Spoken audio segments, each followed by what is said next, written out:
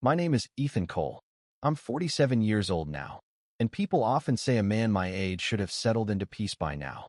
A quiet life, predictable mornings, familiar faces. But peace never knocked on my door. Not once. What I have instead is memory, sharp, unforgiving, alive. And tonight, I'm finally letting it speak. I wasn't always this man. There was a time when my hands didn't shake at night, when silence didn't feel like a threat. Back then, I believed hard work was enough. That loyalty mattered. That love, once given, stayed. Funny how life laughs at those beliefs. I grew up ordinary. Nothing dramatic. A small house, a working father, a mother who believed dinner fixed everything. I learned early how to stay invisible, how to survive without demanding much. Maybe that's why I trusted too easily later. When you grow up unnoticed, any attention feels like truth. By my early 30s, I had built something real. A business I poured myself into. Long nights, tired bones, and the kind of pride that comes from knowing you earned every inch of your life. People respected me. They shook my hand, looked me in the eye. I thought that meant something. That's when she came into my life. I won't say her name, not because I fear it, but because names still carry power. She was warmth, confidence, the kind of smile that made you feel chosen. She listened when I talked, laughed at things no one else noticed. For the first time, I let myself believe I wasn't invisible anymore. Trust is a slow poison. It doesn't kill you immediately. It settles in quietly, convinces you to lower your guard. I shared everything. Plans, fears, access. I thought love meant openness. I thought partnership meant safety. I was wrong. The first crack appeared so small I ignored it. A missing file. A delayed payment. A look exchanged too quickly. I told myself I was imagining things. Men like me always do. We blame ourselves before questioning others. Then the ground collapsed. One morning, I walked into my office and felt it immediately. That emptiness you can't explain but recognize in your bones. Accounts frozen. Calls unanswered. My name dragged into conversations I wasn't part of. Within hours, everything I built started unraveling like it had never existed. And the worst part? The betrayal didn't come from strangers. It came from the people who sat at my table, who drank my coffee, who promised loyalty with steady voices and shaking hands. I lost more than money that year. I lost identity, reputation, friends who suddenly didn't want trouble. Nights stretched longer, darker. I stared at ceilings, replaying conversations, hunting for the moment I should have known. Anger came later. First came disbelief, then shame, and finally, rage so quiet it scared me. Not the explosive kind, the patient kind, the kind that waits. I didn't scream. I didn't beg. I disappeared. People thought I was broken. Let them. Broken men are underestimated. And underestimation is a gift. I moved cities, changed routines, watched from a distance as lives continued without consequence. As they laughed, thrived, used what they stole to build something new. That's when I made a decision. I wouldn't confront them. I wouldn't expose them publicly. That would be too easy, too clean. I would rebuild myself first. Because revenge taken by a weak man is noise. Revenge taken by a patient man is inevitable. And this was only the beginning. Disappearing wasn't hard. Staying gone was. When you lose everything publicly, people assume you're finished. They stop watching. That's the mistake they make. I let the silence swallow me. New city, smaller apartment, no familiar faces. I became careful with my words, my habits, my trust. Every smile felt rehearsed. Every conversation measured. At first, survival was all I could manage. I took work that didn't ask questions. Jobs that paid just enough to keep the lights on and my thoughts busy. Nights were the hardest. That's when memory stopped whispering and started shouting. I replayed moments over and over. The laugh that lasted too long. The promises that came too easily. The meetings I should have attended instead of trusting someone else to handle them. Anger changed shape during that time. It wasn't explosive anymore. It became focused, controlled. I started paying attention to details again. Patterns, human behavior, weakness, strength. Lies always have tells. People always repeat themselves. I didn't rush anything. That was the difference between the man I used to be and the man I was becoming. I rebuilt quietly, not the same way as before. No big risks, no emotional investments. I learned new skills, followed money trails, studied systems I once ignored because I trusted people to manage them. Trust is expensive. Knowledge is cheaper. Months turned into a year. From a distance, I watched their lives expand. New ventures, new confidence, public success built on stolen ground. Interviews, social posts, smiles meant for cameras. They looked untouchable. That illusion made them careless. Carelessness is always rewarded with consequences. I didn't go after them directly. That would have exposed me too early.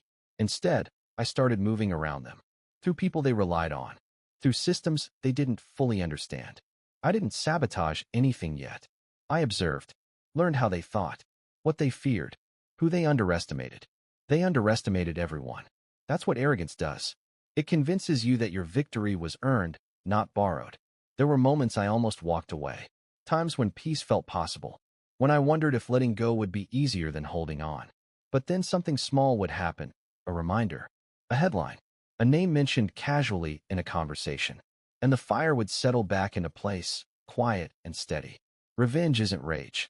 Rage burns out. Revenge is patience. I began forming connections again, carefully this time. People who didn't know my past, who didn't need to. I listened more than I spoke. Information flowed easily when you let others feel important. Everyone wants to be heard. That weakness never changes. Opportunities started appearing, not loud ones, but useful ones. Partnerships, access, influence. I stayed in the background, exactly where I wanted to be. A shadow doesn't threaten. It watches. One evening, I received confirmation of something I'd suspected for months. Proof. Clear, undeniable proof. Documents, timestamps, decisions made in rooms I was once banned from. It wasn't enough to expose them publicly, but it was enough to dismantle what they had built, piece by piece. I didn't smile. I didn't celebrate. I just closed my laptop and sat there, breathing. Because now, the story had shifted. This wasn't about justice. It wasn't even about revenge anymore. It was about balance. They took without consequence. I was going to return that favor, with interest. The first move had to be invisible. Something that looked like coincidence. A deal that fell through. A partner who suddenly backed out. A delay that caused pressure. Small cracks. Enough to introduce doubt. Doubt spreads faster than fear. And once doubt enters a structure built on lies, it doesn't need help collapsing. It destroys itself from the inside. I didn't know how long this would take. A year. 2. Longer. Time didn't matter anymore. I had already lost everything once. Waiting cost me nothing. What they didn't understand, what they never could, was that the man they betrayed no longer existed. The man watching them now had nothing left to lose. And that made him dangerous. The first shift happened quietly. No announcements. No public drama. Just a sudden change in momentum. A project they were confident about stalled without warning. A deal that was supposed to close smoothly started dragging, buried under unexpected concerns. On the surface, nothing looked wrong. Underneath, pressure was building. I watched it happen without interfering further. That was the hardest part, resisting the urge to accelerate things. Impatience ruins precision. I had learned that the hard way. They began making mistakes. Not obvious ones. Subtle ones. A wrong hire here. A rushed decision there. People under pressure reveal who they really are. Some grow careful. Others grow reckless. They chose recklessness. I stayed invisible. I let others deliver the blows. A consultant raised questions they couldn't easily dismiss. A partner demanded transparency they couldn't provide. Suddenly, meetings stretched longer. Emails multiplied. Voices sharpened. The confidence they once wore so comfortably began to slip. What fascinated me most wasn't their panic, it was their denial. They blamed the market. Timing. Everyone but themselves. That's another universal truth. People who succeed through betrayal never believe failure is possible. They think they're immune to consequence. I knew better. I had lived the consequences of their actions. I carried them every day. And now, I was watching the weight slowly shift back where it belonged. There were moments I crossed paths with them indirectly. Mutual connections. Shared spaces. Events where my name almost surfaced and then didn't. They didn't recognize me anymore. Time changes faces. Experience hardens expressions. I looked different. Quieter. Smaller, maybe. That suited me just fine. One night, I sat alone in my apartment, staring at a message I hadn't planned to receive yet. Someone close to them, closer than they realized, had reached out. Nervous. Careful with words. Fishing for reassurance without admitting. Fear. I didn't respond immediately. Silence can say more than honesty ever will. When I finally did reply, it was neutral, professional, almost indifferent. That tone unsettles people more than anger. Anger gives them something to push against. Indifference leaves them unbalanced. From that point on, things accelerated on their own. Trust began to fracture inside their circle. Side conversations replaced open discussions. Everyone started protecting themselves. That's when organizations rot, from the inside, quietly, while pretending everything is fine. I didn't enjoy this part the way movies make it seem. There was no satisfaction in watching people spiral, just a calm awareness that events were unfolding exactly as they should. Sometimes I wondered who I had become. Not softer, not crueler, just precise. Late one evening, news reached me that one of their key backers had pulled out completely. No explanation given publicly. Privately, panic set in. Damage control began. Statements drafted. Lies rehearsed. It wasn't enough. I knew then that the collapse wouldn't be dramatic. No explosions. No courtroom spectacle. Just erosion. Credibility fading. Support thinning. Doors closing quietly but firmly. That kind of ending hurts more. Because there's no single moment to point to. No villain to blame. Just a slow realization that everything you built is slipping away and you don't know how to stop it. For the first time in years, I allowed myself to breathe deeply. Not in relief, but in acceptance. This wasn't about winning anymore. It was about closure. About restoring something inside me that had been stolen along with everything else. Yet, even as their world shrank, mine didn't feel lighter. Revenge doesn't heal. It clarifies. It shows you exactly what matters and what never did. I wasn't done yet. Not even close. There was still one final shift that needed to happen. One truth that needed to surface. Not publicly, not loudly, but decisively. And when it did, there would be no turning back. Because once the last piece moved into place, the story wouldn't belong to them anymore. It would belong to me. The real damage didn't begin with money. It began with isolation. One by one, people stopped returning their calls. Meetings were postponed, then canceled. Invitations dried up. The rooms that once welcomed them with open arms now felt colder, quieter. Reputation doesn't disappear overnight. It erodes. Slowly, publicly, painfully. I stayed distant. I didn't insert myself where I didn't belong. Everything ved through others, through systems already in place. All I had to do was apply pressure in the right spots and let gravity do the rest. They started arguing among themselves. Not loudly, not yet, but enough for fractures to form. Decisions questioned. Motives doubted. Every conversation carried tension. Every silence felt loaded. When trust breaks, even truth sounds like a lie. I remember sitting in a cafe one afternoon, watching people pass by, realizing how different my world had become. I wasn't chasing anything anymore. I wasn't trying to prove myself. I was simply observing cause and effect in real time. That's when I understood something important. Power doesn't come from control. It comes from understanding. I had spent years believing strength meant visibility, leadership, recognition. Now I knew better. The most dangerous people are the ones no one notices until it's too late. News reached me that legal pressure was building, not enough to explode, but enough to suffocate. Reviews reopened. Old decisions revisited. Files pulled from storage. The past has a way of resurfacing when it's been buried improperly. They sensed it. You could see it in how they moved. Less confidence. More urgency. Desperation disguised as authority. Desperation always makes people sloppy. Someone talked when they shouldn't have. Someone else tried to cover it up and failed. A chain reaction followed. The structure they'd built started collapsing inward, each layer exposing the one beneath it. I didn't feel joy watching it happen. What I felt was clarity. This was never about punishment. It was about balance being restored. Actions returning to their source. Consequences catching up to intention. There were moments when they tried to regain control. Quick fixes. Aggressive moves. Attempts to intimidate or distract. None of it worked. Panic doesn't convince anyone. It only reveals weakness. By then, I had already stepped away emotionally. I wasn't tied to the outcome anymore. Whether they fell hard or faded quietly didn't matter. The damage had been done. The illusion was broken. And once people stop believing in you, no strategy can save you. Late one night, I walked through the city streets alone. No destination, just movement. I realized how long it had been since I felt present. Fully present. The weight I'd carried for years had shifted, not disappeared, but loosened. I wasn't the man I had been before everything fell apart. But I wasn't empty anymore either. Their downfall wasn't the end of my story. It was the closing of a chapter that had consumed too much of my life. I could see now how obsession narrows vision, how living in reaction steals time. Still, there was one final thing left to do.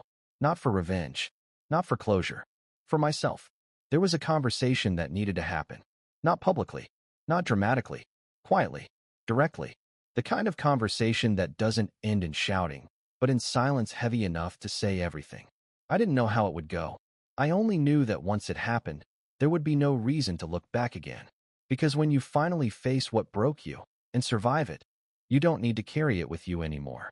The meeting wasn't planned far in advance. It couldn't be. Too much time would have given doubt room to grow. I chose a place that meant nothing to either of us. Neutral ground, forgettable, quiet. Somewhere no one would think twice about. I arrived early, not out of nerves, but habit. I like knowing the room before someone else enters it. I took a seat where I could see the door without being obvious. The air felt heavier than usual, or maybe I was just more aware of it. When they walked in, I barely recognized them. Not physically, time does that to everyone, but in presence. The confidence was gone. The certainty. What stood in front of me was someone tired, guarded, carrying the weight of choices that no longer felt justified. They hesitated when they saw me. Just for a second. Long enough to realize this wasn't a coincidence. We didn't shake hands. We didn't exchange pleasantries. Silence stretched between us, thick and uncomfortable. People underestimate silence. They rush to fill it, afraid of what it implies. I let it sit. Let it do the work for me. Finally, they spoke. Not an apology. Not an accusation. A question. How long? I didn't answer immediately. I studied their face. The lines, the tension in the jaw, the way their eyes searched for control and found none. Then I told the truth. Long enough. They exhaled slowly, as if that confirmed something they'd been trying to deny. There was no anger in their reaction, just resignation. That surprised me. They tried to explain themselves. Not justify, explain. As if context could soften betrayal. As if intention mattered more than impact. I listened without interrupting. Let them unload every reason, every excuse, every carefully framed version of events they'd been telling themselves for years. When they were done, they waited. For forgiveness. For validation. For anything that would lessen the weight they were carrying. I gave them none of it. Instead, I spoke calmly. Clearly. I told them what it had cost me. Not in numbers. In nights without sleep. In trust that never fully returned. In the quiet ways a person changes when they realize loyalty is conditional. I didn't raise my voice. I didn't accuse. I didn't threaten. I didn't need to. The truth, spoken plainly, landed harder than rage ever could. They looked smaller by the time I finished. Not defeated, exposed. That's worse. Defeat ends things. Exposure lingers. I stood to leave. No dramatic exit. No final line meant to echo. Just movement. I gave them none of it. Instead, I spoke calmly. Clearly. I told them what it had cost me. Not in numbers. In nights without sleep. In trust that never fully returned. In the quiet ways a person changes when they realize loyalty is conditional. I didn't raise my voice. I didn't accuse. I didn't threaten. I didn't need to. The truth, spoken plainly, landed harder than rage ever could. They looked smaller by the time I finished. Not defeated, exposed. That's worse. Defeat ends things. Exposure lingers. I stood to leave. No dramatic exit. No final line meant to echo. Just movement. Forward. As I walked away, I felt something loosen completely for the first time in years. Not relief. Not triumph. Release. Outside, the city carried on like nothing had happened. Cars moved. People laughed. Life remained indifferent to our private reckoning. That's how it always is. Our biggest moments rarely matter to anyone else. And that's okay. In the days that followed, the collapse finished quietly. No headlines. No spectacle. Just an undeniable shift. Doors closed. Influence faded. Relevance disappeared. The kind of ending no one writes about, but everyone feels. I didn't watch closely. I didn't need to. My focus had already turned elsewhere. Toward rebuilding something that belonged only to me. Something not dependent on trust misplaced or promises made too easily. I wasn't interested in starting over the way I once had. Bigger. Louder. Faster. This time, I wanted something real. something earned. The past no longer pulled at me. It sat where it belonged, behind me. Not forgotten, but no longer steering my decisions. For the first time in a long while, the future felt open. Not exciting, not guaranteed, just honest. And that was enough. Time didn't rush back into my life. It returned slowly, cautiously, like it didn't fully trust me yet. Days passed without urgency. Mornings arrived without dread. Evenings ended without my mind replaying old conversations, old decies. Ions, old betrayals. That was new. For years, everything I did had been shaped by reaction. I moved because something had been taken from me. I planned because something had gone wrong. I pushed forward because standing still felt like losing again. Now, standing still felt stable. I didn't disappear from the world. I didn't retreat into isolation. I simply chose my presence more carefully. Fewer rooms, fewer voices, fewer expectations.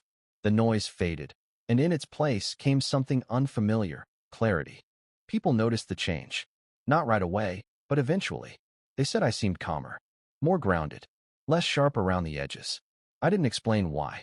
Some things don't need to be shared to be understood. I rebuilt quietly. Not empires. Not legacies meant to impress strangers. Just work that made sense. Connections that felt mutual. Effort that returned something other than exhaustion. I trusted again, but selectively.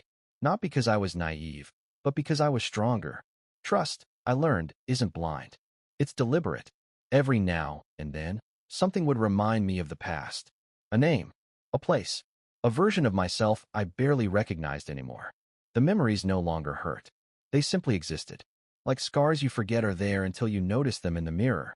They had shaped me, but they no longer defined me. I understood something then that had taken decades to sink in. Revenge doesn't give you peace. Accountability does. Not theirs, yours. Owning what you survived. Accepting what you became. Choosing what comes next. There was no final victory moment. No applause. No sense of winning. Just alignment.